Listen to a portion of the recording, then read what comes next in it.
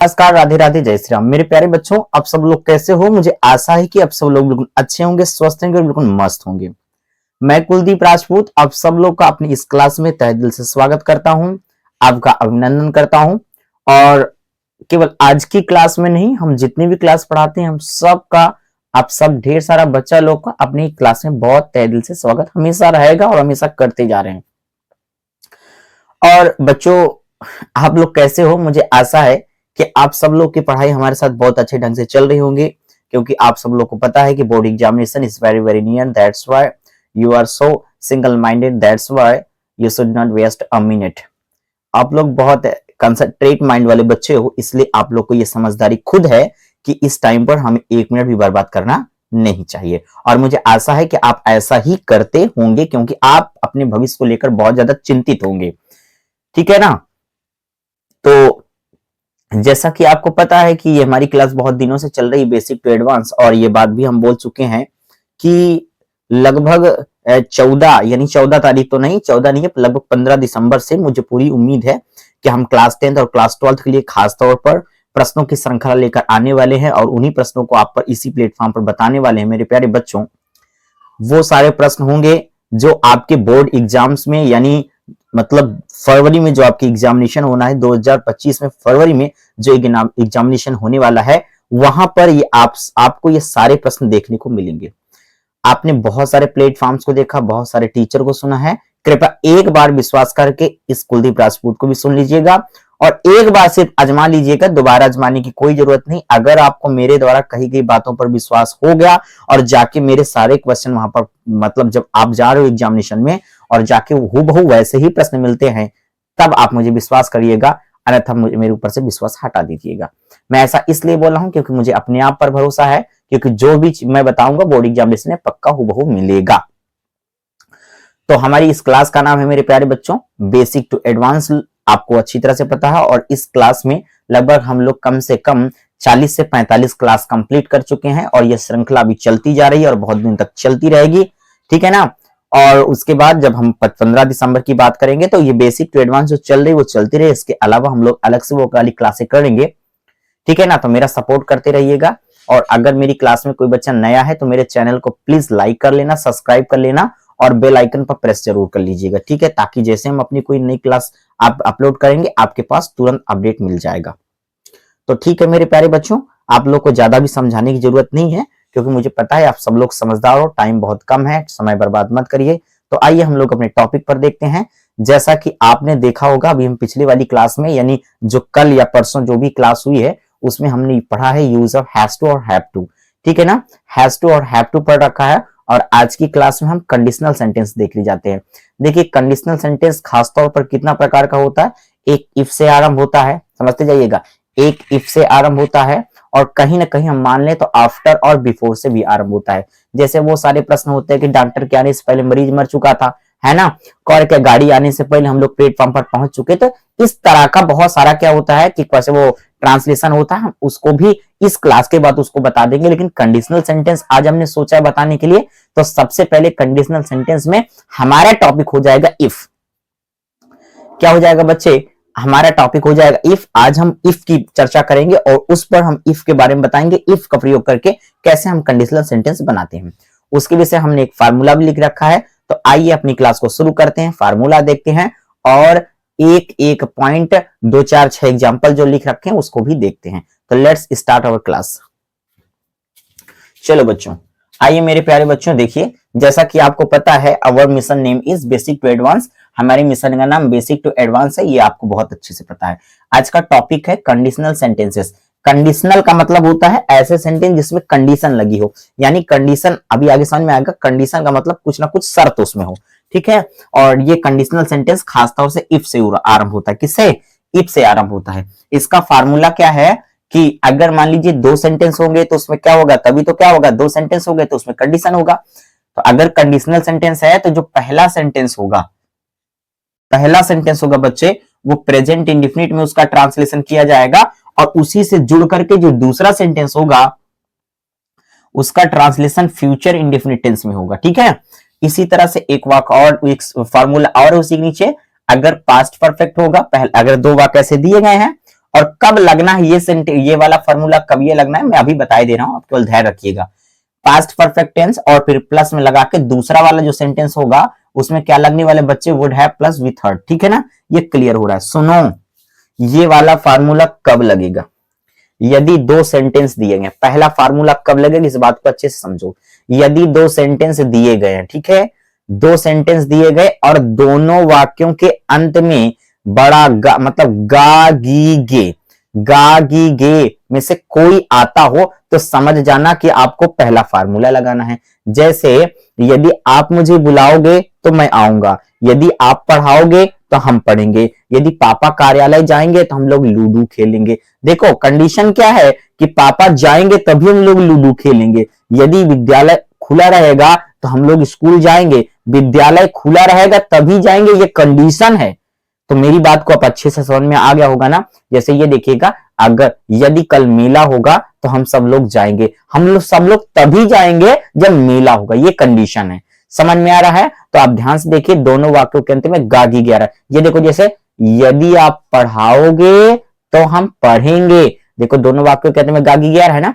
अगर दोनों वाक्यों के अंत में बड़ा मतलब गागी गे लगा हो तो ऐसी कंडीशन में now we are going to apply the first one formula, हमें पहला वाला फार्मूला लगाना पड़ेगा। ठीक इसी प्रकार से मेरे प्यारे बच्चे, इसी प्रकार से आगे बढ़ लो। यदि दो वाक्य दिए गए हों और उसमें भी कंडीशन ही लगा हो, लेकिन दोनों वाक्यों के अंत में तातीते दिया हो, क्या दिया हो, तातीते दिया हो, तो ऐसी कंडीशन में हम लोग सेकेंड वाला फार्मूला बताते हैं। जैसे ये देखो, यदि आप मुझे बताते तो मैं चला आता, यदि आप मुझे फोन करते तो मैं अवश्य आता, यदि आप मुझसे मांगते तो मैं आपको दे देता, यदि आप मुझे पढ़ाते तो मैं पढ़ लेता, यदि आपके पिताजी मुझे पार्टी में बुलाते तो मैं पार्टी में अवश्य आता। ध्यान दे रहे हो ना, दोनों वाक्यों के अंत में तातीते आ रहा है। क्लियर हो रहा है मेरी बात? क्या समझ में आ रहा है? अच्छे से समझ में आ रहा है ना? फिर से देखो, यदि आप वीडियो भेजते तो हम वीडियो देख लेते, देखा समझ में आया कि नहीं आया? यदि आज स्कूल खुलता तो हम लोग चले जाते। क्लियर हो रहा है मेरे बच्चे? यानी दोनों वाक्यांत में तातीते में से कोई ना कोई मैच करेगा। फिर से सुनो, अगर दो वाक्य दिया गया हो, उसमें इफ से आरंभ हो, वो कंडीशनल सेंटेंस हो, दोनों वाक्यांत में गागी गे में से कोई आएगा तो पहला फार्मूला लगेगा। पहला फार्मूला क्या है? पहला फार्मूला है present indefinite plus future indefinite. अगर दो वाक्य दिया गया है, दोनों वाक्य के अंत में तातीते आ रहा है, जैसे ये देखो, अगर बच्चे रोते तो हम उन्हें चॉकलेट दे देते, ठीक है। और ऐसी कंडीशन आए तो हमें ये वाला फार्मूला लगाना है, past perfect tens plus would have plus verb की थर्ड फॉर्म। मुझे आशा है, I hope that you must have understood till now. अब तक आप समझ गए होंगे। चलिए, अगर समझ गए हैं तो आपके सामने हम 4-5-6 जो भी एग्जाम्पल, 4 एग्जाम्पल लिख रखे हैं। अब आपको लगता होगा सर इतना भारी हम तो नहीं कर पाएंगे, भाई हमारे बस की बात नहीं है, हमने इतना बड़ा कभी ट्रांसलेशन किया ही नहीं। अरे भाई, आप सिर्फ धैर्य बना करके बस आप क्लास देखते रहो, केवल मोबाइल की स्क्रीन यानी मोबाइल का जो स्क्रीन है उसके सामने अंतिम तक बने रहो, मैं आपको बहुत अच्छे ढंग से समझा दूंगा। और हाँ, क्लास को पूरा देखिएगा। क्लास के अंत में हम तुमको एक बात, ऐसी बात बताने वाले हैं जो आपके शिक्षा के लिए और आपके कैरेक्टर के लिए और आने वाले फ्यूचर के लिए बहुत ज्यादा इंपॉर्टेंट होने वाली है, ठीक है ना। चलिए आइए बढ़ते हैं। तो सबसे पहले हम इसका क्या करते हैं, पहले इसको कंप्लीट कर लेते हैं बच्चे, ठीक है। चलो, क्या लिखा हुआ है? हाँ, तो क्या लिखा है बच्चे, देखो, कहता है।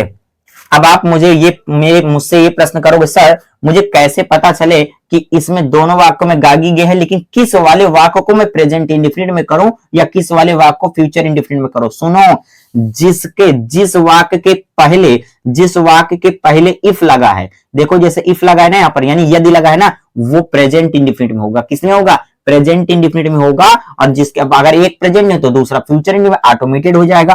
तो देखो इसके पहले इफ लगा, इसका मतलब ये प्रेजेंट इंडेफिनिट में होगा, ठीक है। तो चलिए आइए इसका ट्रांसलेशन करते हैं। तो ये कंजंक्शन है, इसलिए हम इसकी अंग्रेजी पहले इफ ले लिया। यदि आप विद्यालय जाओगे, यानी वो लिखा है आप विद्यालय जाओगे, लेकिन इस वाक्य को प्रेजेंट इंडेफिनिट में जब हल करोगे तो हो जाएगा आप विद्यालय जाते हो, यानी हो जाएगा यू, और जाना की अंग्रेजी गो, फिर हो जाएगा टू, और कहां जाना? विद्यालय। If you go to school, ठीक है ना। इतना बात समझ में आया कि नहीं आया? चलो आगे बढ़ते हैं। If you go to school, यदि आप विद्यालय जाओगे, यहां पर तो की अंग्रेजी बच्चे कामा क्या लगाएंगे, ध्यान रखना, तो की अंग्रेजी कामा कामा। मैं भी आपके साथ पढ़ने के लिए जाऊंगा। अब ये दूसरा वाला वाक्य फ्यूचर इंडेफिनिट में होगा। कौन जाएगा, मैं की अंग्रेजी आई। आपको पता है कि आई और वी के लिए क्या लगाते हैं बच्चे, शैल, फ्यूचर इंडेफिनिट में, क्योंकि फ्यूचर इंडेफिनिट की वर्ब क्या होती है, शैल विल, ठीक है ना, शैल लगा लिया। उसके बाद जाना की अंग्रेजी क्या हो जाएगा, आई शैल गो, आई शैल गो, जाना हो गया, ठीक है ना, आई शैल गो। क्लियर हो रहा है ना। चलो, मैं भी आपके साथ पढ़ने के लिए जाऊंगा, आई शैल गो, इतना बात समझ में आया। चलो, क्लियर हो रहा है। फिर उसके बाद कहता है आपके साथ, चलो, आई शैल गो विथ यू, क्या हो जाएगा, विथ यू। कुछ लोग इसको विद यू पढ़ लिखते थे, विथ यू। अब कानानी ने अब के लिए की अंग्रेजी हमने टू बताया, तो बता दिया। अब पढ़ना की अंग्रेजी स्टडी, कोई बच्चा रीड भी लगा सकता है बच्चे, ये लो। If you go to school, comma I shall go with you to study और टू रीड। क्लियर हो रहा है। ये वाक्य आप अच्छी तरह समझ गए होंगे। If you go to school, I shall go with you to study, ठीक है ना, तो मैं भी आपके साथ पढ़ने जाऊंगा। ये वाला वाक्य कंप्लीट हो गया। क्लियर हो रहा है। अब देखो, शर्त यही है कि आपके साथ पढ़ने के लिए हम तभी जाएंगे जब आप जाएंगे, ठीक है। तो आइए अब दूसरा एग्जांपल देख लेते हैं। इस वाले एग्जांपल का हमने ट्रांसलेशन ऊपर लिखा है, ठीक है, और इसका कहां लिखेंगे, ऊपर। ये देखो, यदि आज सूर्य निकलेगा तो मैं अवश्य स्नान करूंगा। भाई वो नहाएगा यानी स्नान करेगा, और तभी नहाएगा जब सूर्य निकलेगा, ये कंडीशन दिया हुआ है। चलिए, तो भाई जिसके पहले यदि लगा है, जिसके पहले यदि लगा है वो कौन सा टेंस हो जाएगा, उसको किसमें हल करेंगे, उसमें हम करेंगे प्रेजेंट इंडेफिनिट, ठीक है। चलो, तो इसके यदि के अंग्रेजी बच्चे हमने लिख लिया इफ। आज सूर्य निकलेगा, कौन निकलेगा, सूर्य। सूर्य की अंग्रेजी हो जाएगा बच्चे द सन, क्या हो जाएगा बच्चे, द सन, ठीक है ना। यहां पर निकले का मतलब निकलता है, और निकलता है का मतलब प्रेजेंट इंडेफिनिट। प्रेजेंट इंडेफिनिट है तो सूर्य के लिए आएगा डज, डज आएगा तो गायब होगा, क्योंकि वाक्य अफर्मेटिव है, और जब डज गायब होगा तो मेन वर्ब में एस या E S. If the sun rises, ठीक है। और बचा क्या है, आज। आज के अंग्रेजी क्या हो जाएगा मेरे भाई, today. If the sun rises today, यदि सूर्य निकलेगा तो की अंग्रेजी हम क्या लगा लेंगे, कामा। अभी हम बताएं और फिर भी बता दी। चलो, मैं अवश्य स्नान करूंगा, कौन करेगा, मैं, तो हो जाएगा ये। फिर उसके बाद आई के साथ क्या लगाएं, शैल। स्नान करने का मतलब एक, चलो चलो, टेक, क्या हो जाएगा, टेक बाथ, ठीक है ना, BATH, ठीक है ना, आई शैल टेक बाथ। क्लियर हो रहा है। और अवश्य की अंग्रेजी हो जाएगा बच्चे डेफिनेटली, DEFINITELY, ठीक है ना, या फिर श्योरली, क्या हो जाएगा, श्योरली, टमान होता है। चलो, if the sun rises today, if the sun rises today, यदि सूर्य निकलेगा, I shall take bath, I shall take bath. अगर तुम यहां पर हम चाहें तो यहां पर ए भी लगा सकते हैं, तो जरूरत बहुत ज्यादा है नहीं, ठीक है ना। आई शैल टेक बाथ डेफिनेटली या श्योरली। क्लियर हो रहा है ना इतना। चलो, ये बात भी आपको क्लियर हो रहा होगा। आइए, और देखो, इसका हमने यहां लिखा, इस वाले यहां लिखेंगे, तो आइए इसका ट्रांसलेशन हम यहां करेंगे। अब आप ध्यान से देखिएगा, इन दोनों वाक्यों के अंत में गागी गे आया था, यानी देखो गे इसमें आया है, गा आया है, गा आया है, गा आया है, इसलिए हमने पहला वाला फार्मूला अप्लाई किया था। और इस दोनों वाक्यों में देखिएगा, गागी गे नहीं बच्चे, ताती ते दिखाई दे रहा है। देखो, यहाँ ते, यहाँ ता, यहाँ ती, है ना, ते यहाँ पर दिखाई दे रहा है। तो ऐसी कंडीशन में बाबू मेरे, आपको पता होना चाहिए, अब पहला फार्मूला नहीं लगेगा, दूसरा लगेगा। यानी एक चीज आपको क्लियर हो गया, यदि कहीं पर यदि अगर लगा हो, यदि या अगर लगा हो, क्या लगा बच्चे, यदि या अगर लगा हो, कितना क्लियर हो रहा ना। और दोनों वाक्यों के अंत में गागी गे आए तो उसका फार्मूला क्या होगा कि present indefinite plus future indefinite. जिसके पहले यदि लगा होगा वो प्रेजेंट इंडेफिनिट में जाएगा, और उसके बाद वाला कहां जाएगा, फ्यूचर इंडेफिनिट में। ये बात क्लियर हो गया। चलो, आइए अब नीचे वाले दोनों वाक्यों को देख लेते हैं, यानी ये और ये वाक्यों को देख लेते हैं। चलो, अब देखो, जिसके पहले यदि या अगर लगा होगा उसे पास्ट परफेक्ट में हल करेंगे, और जो बचेगा वो कहां चला जाएगा, वुड हैव प्लस मुक्रिया की थर्ड फॉर्म। चलो, आइए इसका ट्रांसलेशन करते हैं। तो यदि की अंग्रेजी क्या हो जाएगा, इफ। क्या हो जाएगा बच्चे, इफ। यदि आप मुझे अपनी समस्या बताते, ठीक है ना, यदि आप मुझे अपनी समस्या बताते, कौन बताते, आप, तो आपकी अंग्रेजी हो जाएगा बेटा ये, अब आपको पता होना चाहिए कि पास्ट परफेक्ट का वर्ब क्या है। पास्ट परफेक्ट का वर्ब होता है बच्चे हैड और मुक्रिया की थर्ड फॉर्म। बताना की अंग्रेजी हो जाएगा बेटा टेल। टेल का थर्ड फॉर्म क्या हो जाएगा told. If you had told, बताते क्या बताते, अपनी समस्या। क्या बताते, अपनी समस्या। और अपनी का अंग्रेजी क्या हो जाएगा, चलो यहां पर सब्जेक्ट यू है तो अपना की अंग्रेजी क्या हो जाएगा योर। ठीक है, समस्या के अंग्रेजी आप सरल भाषा में प्रॉब्लम्स लिख लो, नहीं तो ट्रबल्स होता है, डिफिकल्टीज होता है, सरकमस्टांसेस होता है, एडवर्सिटी होता है, बहुत सारा होता है।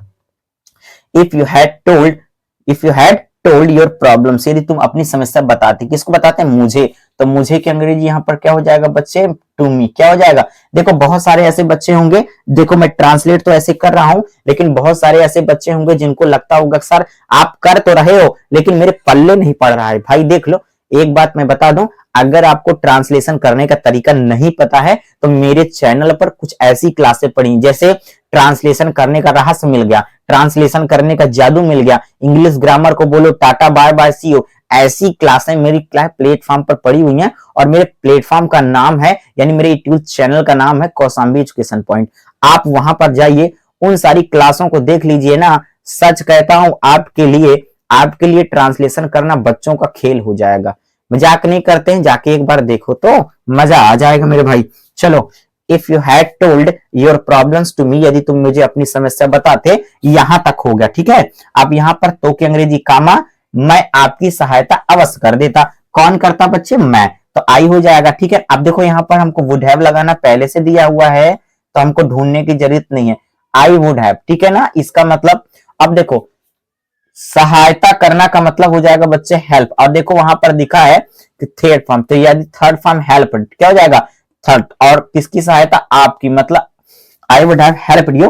और देखो अवश्य लिखा है, अवश्य के लिए हमने क्या लिख लिया, श्योरली। ठीक है, लिया श्योरली लिख लो, डेफिनेटली लिख लो, समझ में आ रहा है ना। चलिए, तो ये आपको समझ में आ गया होगा। If you had told your problems to me, यदि आप अपनी समस्या मुझे बताते, I would have helped you surely, तो मैं आपकी सहायता अवश्य कर देता। सुनो यहां पर, अगर किसी बच्चे को समस्या है तो मी को वो योर प्रॉब्लम्स के स्थान पर लिखे और योर प्रॉब्लम्स को मी के स्थान पर लिखे। अगर इसको इधर लिखोगे, इसको इधर लिखोगे तो ये टू गायब हो जाएगा, क्योंकि मैंने डायरेक्ट ऑब्जेक्ट को पहले लिख दिया है, इनडायरेक्ट ऑब्जेक्ट को बाद में लिखे, यही कारण है कि हमने टू लगा रखा है। रूल्स है कि अगर एक वाक्य में दो ऑब्जेक्ट आ जाएं तो पहले इनडायरेक्ट के लिखो फिर डायरेक्ट के लिखो। तो हमने गलती से, और अगर आपसे गलती हो जाए या आपका मन कर जाए कि नहीं हम पहले इनडायरेक्ट को नहीं लिखेंगे डायरेक्ट को लिखेंगे, तो इनडायरेक्ट को जब बाद में लिखोगे तो उसके पहले टू लगाना पड़ेगा, तो हमसे गलती होगा। यानी हम अपनी इच्छा अनुसार क्या है, हमको पहले इसको लिखना था लेकिन हमने लिख दिया, लेकिन कोई बात नहीं, हमने डायरेक्ट को पहले लिख दिया, इनडायरेक्ट को बाद में लिख दिया, तो उसके पहले टू लगा देंगे तो सही हो जाएगा जैसा हमने लगाया है। तो आप भी सीखो और आप भी लगाओ ऐसे। चलो, और लास्ट में क्या है बच्चे, यदि आप मुझे समय पर पैसा न देते तो मेरी मां मुझे स्कूल न भेजती। ठीक है ना, देखो दोनों वाक्य में तातीते आ रहा है। आइए समझते हैं, फिर इस ट्रांसलेशन का ट्रांसलेट करते हैं। यदि आप मुझे पैसा न देते तो कौन है, तो यदि के लिए हमने क्या लगा, इफ। ठीक है, ये कंडीशनल सेंटेंस है, भाई स्कूल न भेजती। ठीक है ना भाई, सम पैसा, देखो स्कूल ना भेजती, समझ में आ रहा है, इसका मतलब कंडीशन क्या है, पैसा। चलो, तो चलो भाई कौन हो जाए, कौन देने वाला क्या है, यदि आप मुझे समय पर पैसा नहीं देते, कौन नहीं देते, आप। ठीक है ना, और देखो यहां पर ना आया है, ना का मतलब निगेटिव वर्ड है, यानी निगेटिव सेंटेंस है, और सहायक क्रिया हैड क्या हो जाएगी, तो हैड हमने लगा दिया, निगेटिव वर्ड है तो नॉट भी लगा दिया है। और यहां पर देखो ये past tense had main word की थर्ड फॉर्म, अभी हम नॉट लगाए, और देना की अंग्रेजी बच्चे हो जाएगा गिव, गिव का क्या हो जाएगा, गिवन। क्या हो जाएगा, if you had not given, देखा गिवन मेन वर्ड तक हो गया। क्या क्या ना देते, पैसा, किसको ना देते, मुझे। ये देख लो दोनों ऑब्जेक्ट आ गए ना, तो पहले हमको क्या लिखना चाहिए, किसको वाला, तो चल लिख लिया हमने। ठीक है ना, if you had not given मी, और पैसा का मतलब क्या हो जाएगा, money, if you had not given me money. समझ में आया कि नहीं आया। चलो, अब बचा है बच्चे क्या, समय पर, समय का मतलब हो जाएगा ऑन टाइम। कोई बच्चा चाहे तो ऑन टाइम, वो ऑन टाइम लिखे, इन टाइम लिखे, टाइमली भी चल जाएगा। ठीक है ना, वो एडवर्ब हो जाएगा।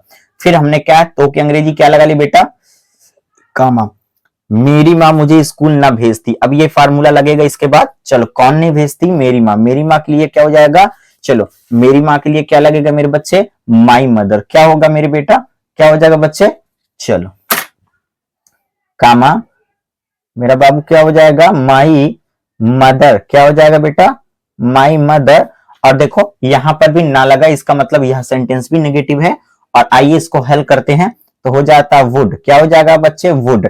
नॉट है तो नॉट लगा देंगे, और हैव तो लगाना ही पड़ेगा, वुड हैव नॉट, मतलब वुड नॉट हैव, ठीक है ना। और भेजना की अंग्रेजी क्या हो जाएगा, सेंड, सेंड का थर्ड फॉर्म सेंट हो जाएगा, क्या हो जाएगा बच्चे, सेंट। और किसको भेजना देखो, ठीक है ना, किसको भेजना, मुझे, तो मुझे की अंग्रेजी क्या हो जाएगा बच्चा, मुझे। और कहां भेज रहा है, स्कूल, तो क्या हो जाएगा, टू, क्या हो जाएगा बच्चे, टू। इतना बात समझ में आ रहा है, माई mother would not have sent मी, और कहां भेजती, स्कूल, तो स्कूल की हम यहाँ पर थोड़ा सा जगह कम है बच्चे, तो आप लोग थोड़ा सा मैनेज कर लीजिए मेरे भाई। यहाँ पर हमने स्कूल लिख दिया SCHOOL, ठीक है, ये स्कूल लिखा बेटा, क्या लिखा है, SCHOOL, ठीक है ना।